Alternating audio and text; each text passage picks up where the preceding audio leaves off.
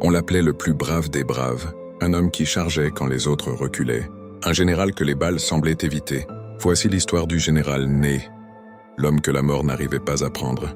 Michel Ney naît en 1769, fils de tonnelier, sans noblesse, sans privilège. Rien ne le destine à entrer dans l'histoire. Mais la Révolution éclate, et avec elle, une armée nouvelle, ouverte au mérite. Ney s'engage comme simple soldat. Très vite, il se distingue par une chose rare. Il ne recule jamais. Sur les champs de bataille de la Révolution puis de l'Empire, il est toujours là où le combat est le plus violent. Toujours en première ligne. Toujours à pied quand les autres commandent à cheval. Napoléon le remarque et le fait maréchal d'Empire. Ney devient une légende vivante. À Elchingen, Jena, Eylau, il mène des charges impossibles. Il est blessé plusieurs fois, touché, renversé, encerclé. Mais il se relève toujours. Puis vient la retraite de Russie, en 1812. C'est là que naît le mythe. L'armée française est détruite. La neige, la faim, les Cosaques. Chaque jour est une marche vers la mort. Ney commande l'arrière-garde. Cela signifie une chose. Être le dernier, et souvent ne pas revenir. Il combat sans cesse, retarde l'ennemi, sauve ce qui peut l'être. Un jour, on le croit mort.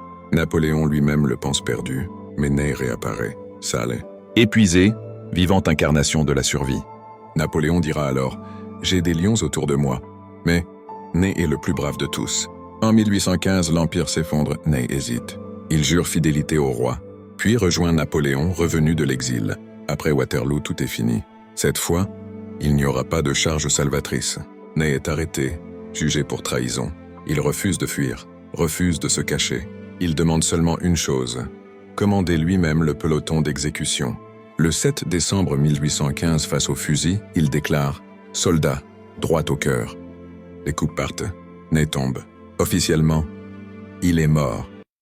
Mais c'est ici que commence la légende. Très vite, des rumeurs circulent. Des témoins affirment que les tirs ont été mal ajustés, que le corps a été rapidement emporté, que des hommes jurent avoir vu Ney vivant. Aux États-Unis, des années plus tard, un instituteur français, Peter Stuart Ney, parle comme un maréchal, connaît les batailles dans le moindre détail et aurait déclaré sur son lit de mort « Je suis Michel Ney ».